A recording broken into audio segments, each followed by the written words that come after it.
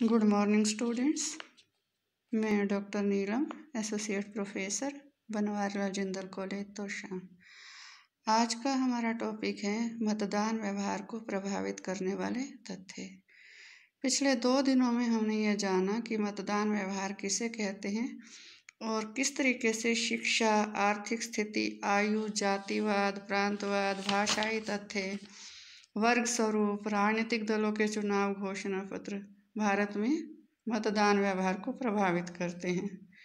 आज हम मतदान व्यवहार को प्रभावित करने वाले कुछ अन्य तथ्यों का भी अध्ययन करेंगे।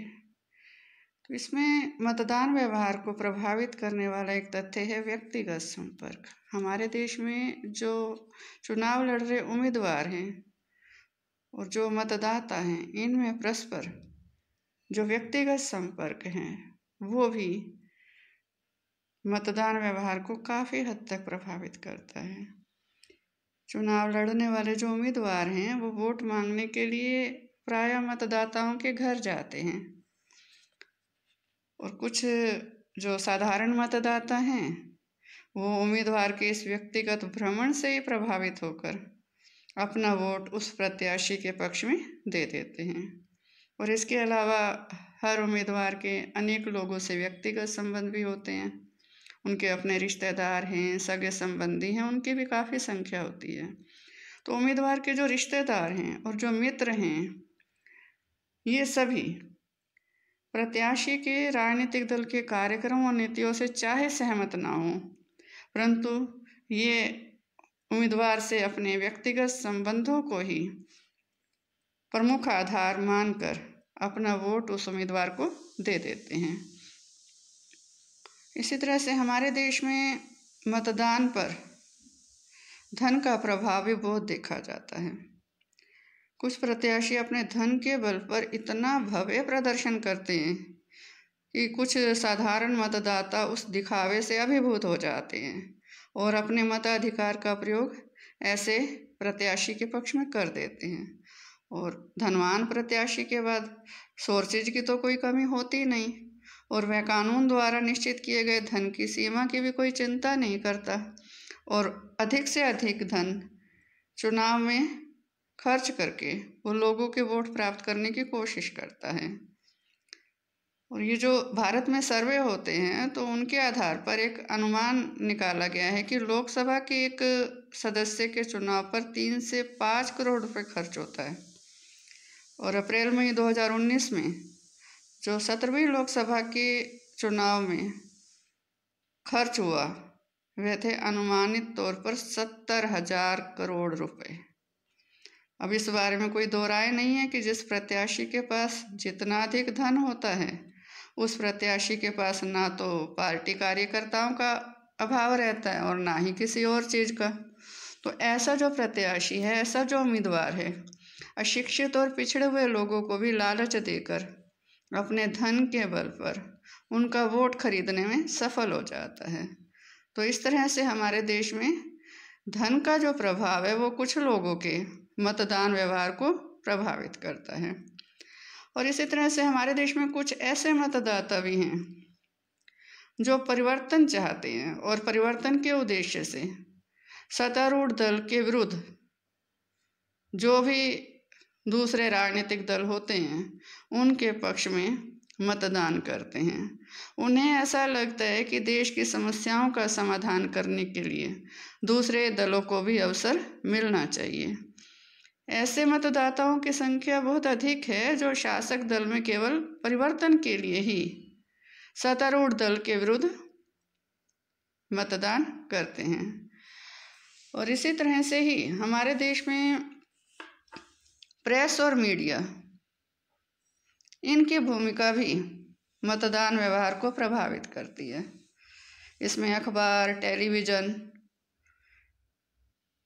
संचार के साधन, इनके द्वारा लोगों पर सभी राजनीतिक दल अपना प्रभाव डालने की कोशिश करते हैं।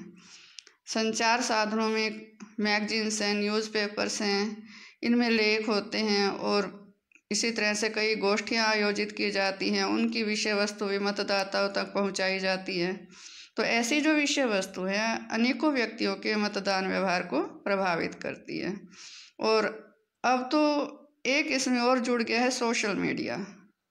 सोशल मीडिया की भी चुनाव में जो भूमिका है वो काफ़ी महत्वपूर्ण हो गई है, क्योंकि हमारे भारत देश का युवा वर्ग सोशल मीडिया का प्रयोग अब बहुत अधिक करने लगा है। तो ऐसे में सोशल मीडिया पर, चाहे वो व्हाट्सएप है, चाहे टेलीग्राम है, इनके माध्यम से जो राजनीतिक दलों के प्रति या जो नेताओं के प्रति लोगों की राय है वो पहुंचती रहती है, और इससे उनका एक विचार भी डेवलप होता है कि उनको अपना वोट किसे देना चाहिए। और इसी तरह से ही जो चुनाव प्रचार है वो भी भारत में मतदाताओं को काफ़ी प्रभावित करता है। सभी राजनीतिक दल चुनाव के समय प्रचार के लिए अपना सब कुछ दांव पर लगाने से भी पीछे नहीं हटते, और इसी कारण से जितने भी राजनीतिक दल हैं अपने राष्ट्रीय एवं क्षेत्रीय स्तर के स्टार प्रचारकों के साथ चुनावी युद्ध में अपने अपने दलों की उपलब्धियां और दूसरे दल की कमियों को जनता के सामने उजागर करने के लिए मतदाताओं को प्रभावित करने का प्रयास करते हैं। ऐसे में हम ये देखते हैं कि 16वीं लोकसभा के जो चुनाव हुए 2014 में, वहाँ भाजपा में स्टार प्रचारक के रूप में प्रधानमंत्री के उस समय के जो भावी प्रत्याशी के रूप में श्री नरेंद्र मोदी जी रहे, और वही कांग्रेस में श्रीमती सोनिया एवं राहुल रहे।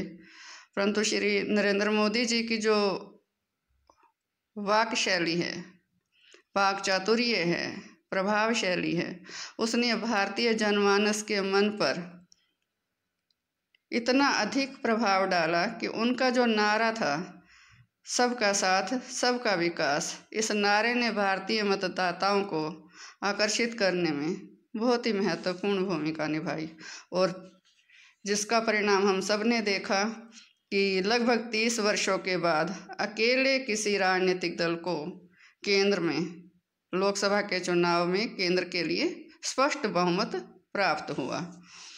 इसी तरह से जो तात्कालिक विषय हैं वो भी हमारे देश में मतदान व्यवहार को प्रभावित करते हैं। यदि हम पिछले कुछ चुनाव पर दृष्टि डालें तो एक बात जो उभर कर इसमें सामने आती है वो ये है कि भारतीय मतदाता तात्कालिक विषयों का भी बहुत अधिक ध्यान रखते हैं और उस हिसाब से अपना वोट देते हैं। जैसे 1977 के चुनाव में श्रीमती इंदिरा गांधी ने जो 1975 में इमरजेंसी लागू की थी उसका प्रभाव देखने को मिला।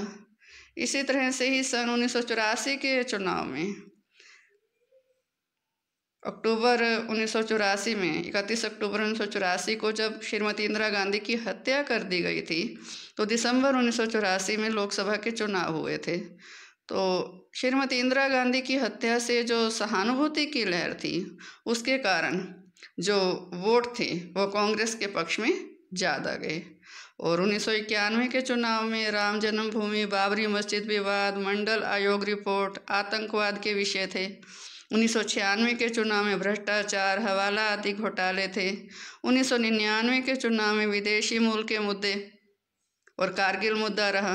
2004 एवं 2009 में महंगाई, भ्रष्टाचार, आतंकवाद के मुद्दे मुख्य रूप से मतदाताओं को प्रभावित करने में सफल रहे और उनके मतदान व्यवहार को भी प्रभावित करने में सफल रहे। इसी तरह से 16वीं लोकसभा के जो चुनाव हुए 2014 में, उसमें महंगाई, भ्रष्टाचार, घोटाले, आतंकवाद, विकास और विदेशों में जमा काला धन वापस लाने के जो मुद्दे थे उससे भारतीय मतदाताओं को अपना जो विचार था वो बीजेपी के पक्ष में मोड़ने में अहम भूमिका निभाई। और इसी तरह से जब ये 17वीं लोकसभा के चुनाव हुए हैं अभी 2019 में, इसमें पाकिस्तान पर जो सरकार द्वारा, बीजेपी गवर्नमेंट द्वारा, एनडीए सरकार द्वारा जो सर्जिकल स्ट्राइक की गई थी ये मुद्दा और इसके साथ ही आतंकवाद की समाप्ति का मुद्दा, राष्ट्रवाद जैसे जो विषय थे, इन्होंने मतदाताओं को बीजेपी के पक्ष में आकर्षित किया। तो इस तरह से हम कह सकते हैं कि जो भारतीय मतदाता हैं उनके मतदान व्यवहार को प्रभावित करने वाला कोई एक तथ्य नहीं है, बल्कि अनेक तथ्य हैं। भारत विश्व का सबसे बड़ा लोकतंत्रीय देश है और इस लोकतंत्र में यह निश्चित करना संभव नहीं है कि संपूर्ण देश में कितने मतदाताओं का मतदान व्यवहार राजनीतिक दलों के कार्यक्रम से प्रभावित हुआ, कितने प्रतिशत मतदाता धन के प्रभाव में आए, कितने प्रतिशत मतदाता जातिवाद के प्रभाव में आए, कितने प्रतिशत मतदाता भाषावाद से प्रभावित हुए, या कितने मतदाता चुनाव घोषणा पत्र से प्रभावित हुए, ये गणना नहीं की जा सकती। परंतु इतना तय है कि जो भारतीय मतदाता हैं उनके मतदान व्यवहार को निश्चित करने में राजनीतिक दलों की नीतियां और कार्यक्रम की अपेक्षा, उनकी विचारधारा और उनके दृष्टिकोण की अपेक्षा जातिवाद, सांप्रदायिकता, प्रांतवाद और धन का महत्व सबसे अधिक महत्वपूर्ण हमेशा से रहा है। धन्यवाद।